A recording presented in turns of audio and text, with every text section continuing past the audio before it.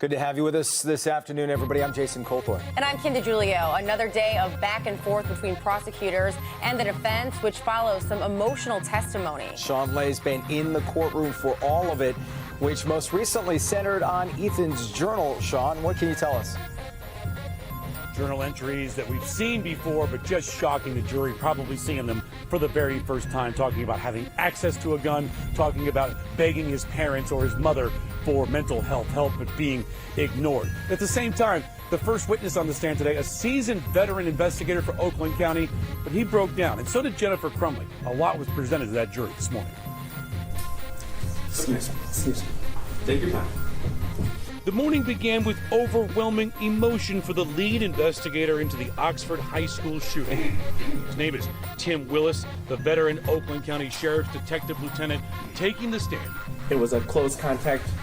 He told the court that the day of the Oxford school shooting, he was meeting with Oakland County prosecutors on an unrelated case. He got a call that there was an active shooter at Oxford High School.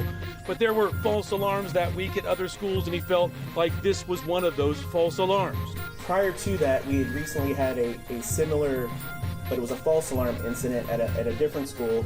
So my initial thought was this was another one of those. As Willis was rushing to his vehicle, he was told that the shooting was real, and the investigator had to take a moment as he recalled that truly shocking moment. He says dozens upon dozens of law enforcement officers flooded the roads towards the school, rushing towards that danger, hoping to save precious lives.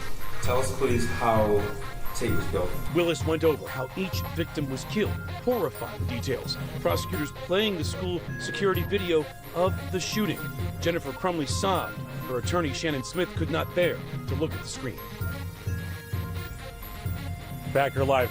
Things wrapped up for the morning session without the jury in the courtroom. The judge asked the jury to leave, and then another fight here between defense attorneys and prosecutors here in this trial over those journal entries. Now, Shannon Smith, attorney for Jennifer Crumley, wants some of those entries to be placed into evidence. Prosecutors were fighting them on that, but the entries would lean towards that the shooter, her son, was trying to hide the fact that he was trying to get his hands on the gun. Also an entry that said that he knew the gun was being hidden but didn't know where. Lots more to dig into, guys, as it continues. The court should be getting into session here in just a few minutes for the afternoon session. Prosecutors could be getting close to resting. Back to you. Yeah, and it has certainly been gripping to watch it happen live. Sean, we appreciate it. And you can do the same thing on Local 4 Plus all afternoon. We'll be carrying that trial live as well as on clickondetroit.com.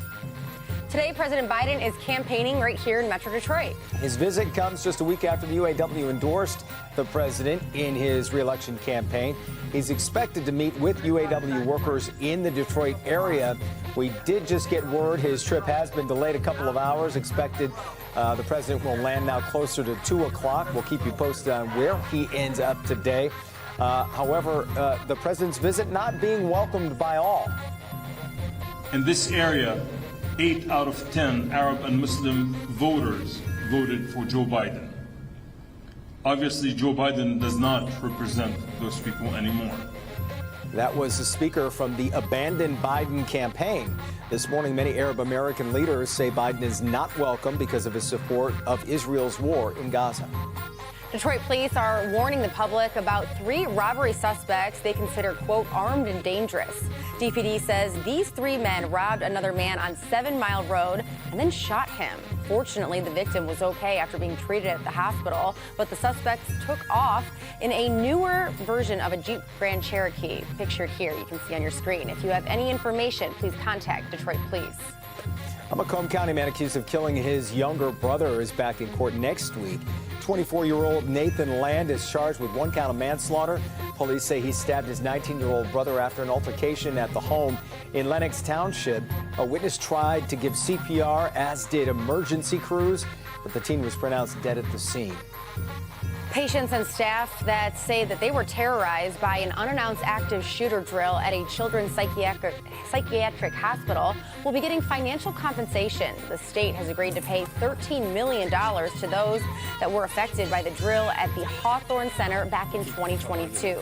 4 law enforcement agencies responded to the hospital with guns drawn because even the police believed it was a real active shooter situation. The money will go toward treatment and care for those who say that they were traumatized by the incident. Local 4 has been following this story for 14 months now, and if you scan the QR code at the bottom of your screen, the link will take you to the special section dedicated to this story on clickondetroit.com. Survivors of sex abuse by Larry Nassar and a parent group called Posse have withdrawn their lawsuit against Michigan State.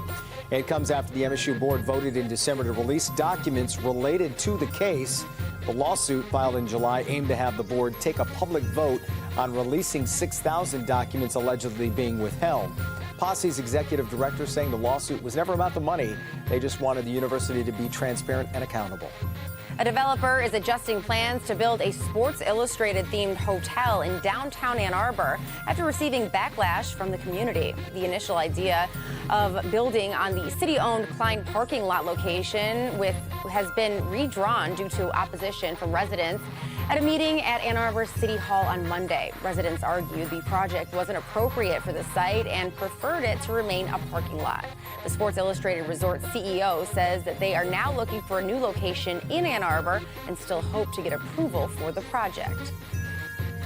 The organization Leadership Oakland is announcing a new grant program to help students reach their full potential. The Acorn to Oak grant program designed to give financial support to kids, which will allow them to expand their horizons across various fields, including business development, academic pursuits, and extracurricular activities. Grants of up to $1,000 are available to youths ages 8 to 18. If you've ever dreamed about touring the country in an RV, well, usually those dreams come with a fantastic RV. Well, now that dream could start coming true. Yeah, you never know. Or you can, buy a fixer-upper, perhaps. It's the 58th annual Michigan RV and Camping Show at Suburban Collection Showplace in Novi. There will be hundreds of campers, RVs, and motorhomes to check out, ranging in price from maybe a couple $1,000 to $500,000. That's the one you're looking for, Jason. There will also be financing on site. The show runs through Sunday. We're going to need some financing for sure. For your $500,000 RV. Yeah, that's right. Yeah. You'll need some roads to be nice and clear, but that's not a problem today. Yeah, Ashley is taking care of that aspect of our road trip. There you go. So we are looking at some pretty nice conditions this afternoon on the roads. In fact, we've broken apart some of the cloud cover down to our south. So hooray for the folks in Monroe, getting a little sunshine today on this February 1st. Rest of us still dealing with mainly cloudy skies and a little drizzle being reported right now in Pontiac. And we knew any kind of sprinkle or spritz that we would see would be very isolated throughout the afternoon and into the evening. So 42 degrees right now at Metro Airport, looking like the sun's struggling to try to get through that cloud cover. 41 in Ann Arbor, 38 in Lapeer and Monroe at 44 degrees. And we have some lighter winds out of the west right now. So here's a look at clouds and radar, where you can see how we've had a little bit of clearing just in that southern tier of lower Michigan, but we're getting more of the cloud cover coming from the north, and that's with an approaching cold front. I'll zoom in just a little closer because even that little sprinkle that's being reported in Pontiac, there's that sliver of moisture that was picked up on radar. So your forecast for the rest of the afternoon, it's going to be even milder today. We're in the mid-40s throughout the afternoon, 45 the forecasted high close to 3 o'clock. But I won't rule out a couple more little isolated drizzle patches out there, especially after we get past sunset, where I think we could have a stray shower or two. But the next 3 days are trending drier, 39 degrees for Groundhog Day, mostly cloudy skies, a little bit of clouds breaking in the afternoon, and plenty of sunshine comes Saturday and Sunday with a warm-up. We'll have more on that in a few minutes. However, if you are anticipating that sun, you not only can track precipitation on our radar and our Forewarn Weather app, but you can put the cloud cover feature on there and see when you have clearing in your neighborhood.